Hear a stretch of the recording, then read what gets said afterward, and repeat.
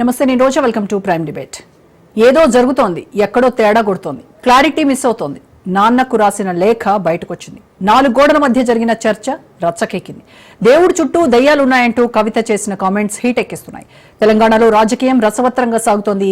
BRS లో రేవంత్ కోవట్టులున్నారంటూ కేటీఆర్, కవిత, Revanth ఒకటయ్యారంటూ Raghunandan Rao, BRS BJP ఒకటేనంటూ Congress లీడర్లు మాటలతోనే మంటలు పుట్టిస్తున్నారు. కోవట్టు పాలిటిక్స్ పెను దుమారం రేపుతున్నాయి. ఇంతకీ కోవట్టుల లెక్క తేలిపోతుందా? దేవుడు దయ్యాల భరతం పడతాడా? దెయ్యంతో కయ్యంపై ఇవాల్టి స్పెషల్ డిబేట్. గులాబీ అన్నాక అప్పుడప్పుడు ముళ్ళు గుచ్చుకోవడం సహజం. కానీ ఆ ముళ్ళు బయట వారికే కాకుండా ఈసారి పెంచిన వారికి కూడా గుచ్చుకున్నట్టుంది. అందుకే కారు పార్టీలో అలజడి మొదలైంది. కేసీఆర్ తనయ ఎమ్మెల్సీ కవిత రాసిన లేఖతో గులాబీ దళంలో కాక మొదలైంది. లెటర్తో సరిపెట్టకుండా ఫారిన్ టూర్ నుంచి తిరిగి వచ్చిన కవిత కేసీఆర్ చుట్టూ దెయ్యాలు చేరాయని, బీఆర్ఎస్ లో కోవట్టులు ఎక్కువయ్యారని బాంబు పేల్చడంతో ఈ వివాదం కొత్త మలుపు తిరిగింది.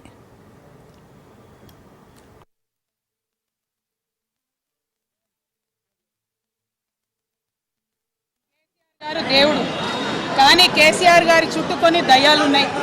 వాళ్ళ వల్ల చాలా నష్టం జరుగుతున్నది.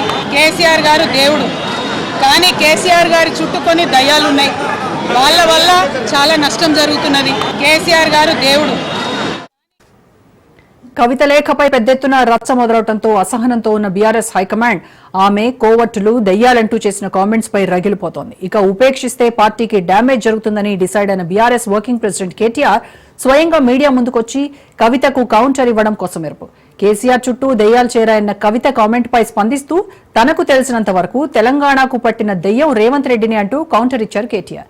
బీఆర్ఎస్ లో కోవట్టులున్నారంటూ కవిత చేసిన ఆరోపణలపై ధీటుగా స్పందించిన కేటీఆర్ అన్ని పార్టీలోనూ కోవట్టులుంటారని, బీఆర్ఎస్ లోనూ రేవంత్ కోవట్టులున్నారంటూ చెల్లెలికే చురకంటించారు. అన్నా చెల్లెళ్లు మాటకు మాట సంధించుకోవడం తెలంగాణ పాలిటిక్స్ లో హాట్ టాపిక్ గా మారటం మాటేమో గానీ వీరిద్దరూ ప్రస్తావించిన కోవట్టుల వ్యవహారంపై క్లారిటీ రావాల్సి ఉంది.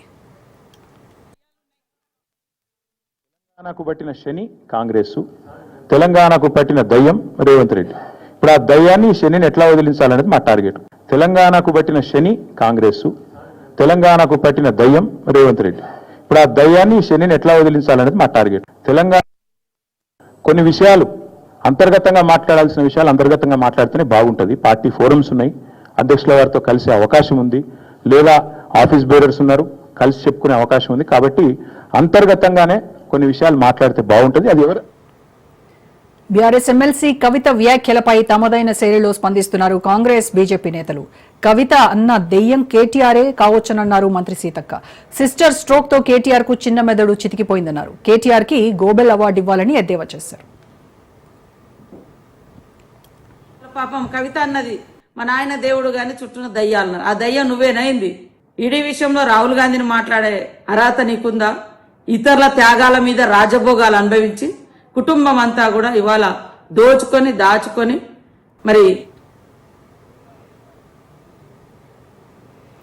ఇక కవిత మరో షర్మిల అంటూ సంచలన వ్యాఖ్యలు చేశారు బీజేపీ ఎంపీ రఘునందన్ రావు. ఆమె లేఖ వెనుక సీఎం రేవంత్ ఉన్నట్టు ఆయన అనుమానం వ్యక్తం చేశారు. కల్వకుంట్ల కవిత కాంగ్రెస్ లోకి వెళ్లే అవకాశాలు కనిపిస్తున్నాయంటూ జోస్యం చెప్పారు రఘునందన్. ముందు కవితతో పార్టీ పెట్టిస్తారు, తర్వాత వచ్చే ఎన్నికలకు వచ్చేసరికి కవిత షర్మిల గారిలాగా కాంగ్రెస్ పార్టీ అధ్యక్షురాలు లేదా కాంగ్రెస్ పార్టీతో పొత్తు పెట్టుకోవడమే చేస్తుంది. వీటన్నింటినీ క్రోడీకరించి చూసినప్పుడు కవితని కాంగ్రెస్ నడుపుతుందా, కవితని రేవంత్ రెడ్డి గారు నడుపుతున్నారా, కవిత మరో షర్మిల కాబోతుందా అనేటువంటి అనుమానం అయితే చాలా స్పష్టంగా తెలంగాణ సమాజం ముందుంది. ముందు కవితతో బీఆర్ఎస్ లో కోవట్టులున్నారని కవిత ఎవరినుద్దేశించన్నారు? తమ పార్టీలో రేవంత్ కోవట్టులున్నారని కేటీఆర్ ఇచ్చిన హింట్ ఎవరికి వర్తిస్తుంది? కోవట్టులున్నారని తెలిసినా గులాబీ హైకమాండ్ ఎందుకు ఉపేక్షిస్తోంది? ఇలాంటి ఎన్నో ప్రశ్నలకు సమాధానం దొరక్క పింక్ కార్యకర్తలు తలలు